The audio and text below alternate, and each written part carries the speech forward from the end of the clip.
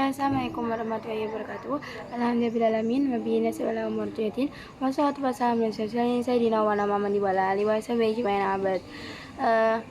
Yang hadir mukarram wal mutaram wa dirmat lebih bidar hadarat mukarram wal mutaram wal istabaya wal aliyar bifidah ayyuhal asadir karam wa ya ayyuhal iman wa ya ayyuhal mukumah fi hadal yaum uridu an natakallam ta'atal maudu alimun muallimun. Jadi saya akan menjelaskan tentang alimun muallimun.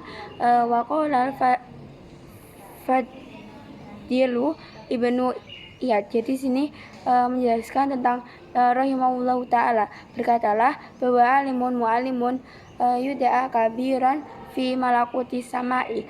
Jadi orang yang meraih ilmu dan orang yang belajar ilmu itu mengundang atau mempunyai ilmu yang besar dalam di alam langit. Alam itu ada 4. Yang pertama ada alam nasyut, yaitu alam fisik. Kedua ada alam malakut, yaitu alam kolbi atau malaikat. Ketiga ada alam jabarut, alam arwah atau gaib. Yang keempat ada alam lahut, yaitu gaibul gaib. Waqala Sufyan, berkatalah Sufyan, arfa'un nasi indallahi manzilatan man kana bainallahi wa baina ibadih wahum al-anbiya'u wal ulama'u. Jadi seorang yang ditinggikan derajatnya yaitu manusia, dia itu mempunyai kedudukan yang tinggi dan terhadap Gusti Allah dan mengerjakan sesuatu yang berasa ibadah di atasnya Allah, dan termasuk beberapa nabi dan juga ulama. Waqala Aido, berkatalah Aido lam Sufyan Aido, yaitu lamnya atau akhidun fid dunya syai'an afdala minan nubuwati wa ma ba'da nubuwati syai'un afdal minal ilmu wal fiqh.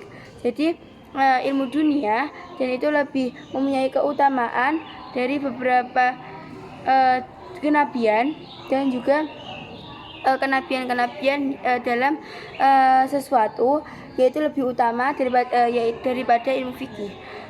Faqilahu amman hada, dan berkatalah bahwa dia itu apakah dari manakah itu ilmu itu.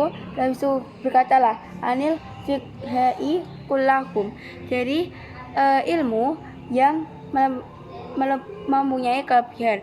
Waqala Imam Syafi'i, jadi berkatalah Imam Syafi'i, illamnya kunil fiqhahu al-amiluna bi ilmihim auliya Allah falaisa wali.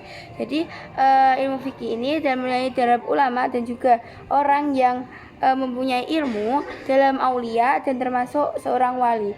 Waqala Ibnul Mubarak, dan berkata Mubarak, la yazalu rajulu aliman ma talibal ilma faidadan annahu qad alima faqad jahala. Jadi seseorang yang belajar ilmu atau orang yang mengajarkan ilmu itu, maka dia itu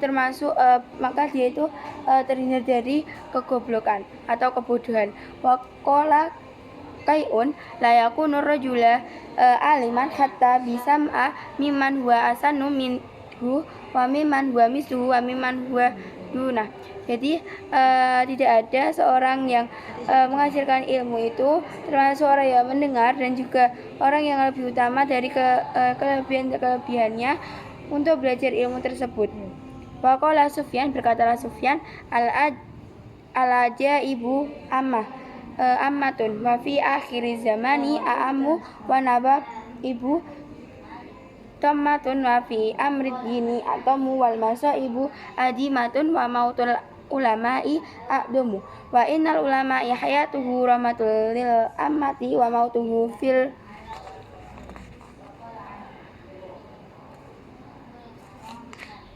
islami salamah. Jadi berkatalah bahwa keajaiban orang yang belajar ilmu di akhir zaman itu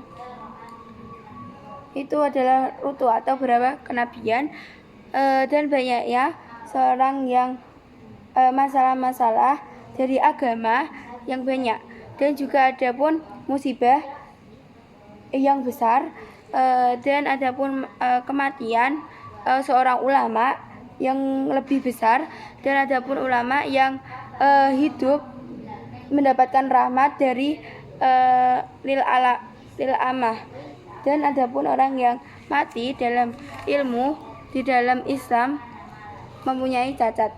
Wafis Sahihaini Ibnu Abdillahi berkata, Inna la yaqbidul ilma antizaan yang tazauhu minan nas, walaki yaqbidul ilma biqaidil ulama'i hatta idza lam yabqa alimut takhadan nasu ruasa'a juhala fasuilu fa'aftau bi ghairi ilmin fadullu wadullu. Jadi di sini berkatalah bahwa sungguhnya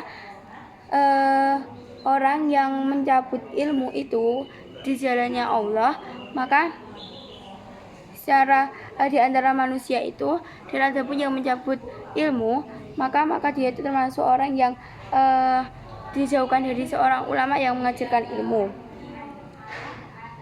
Dan ada orang yang berilmu yang mencari barokah dari seorang yang ulama itu, maka dia itu atau orang yang manusia, maka dia itu akan termasuk orang yang bodoh. Dan orang yang tanpa ilmu maka akan tersesat. Oke, kafaitu kalami, syukran jazil afi minkum wa muwaffiq ila aqwamit thoriq. Assalamualaikum warahmatullahi wabarakatuh.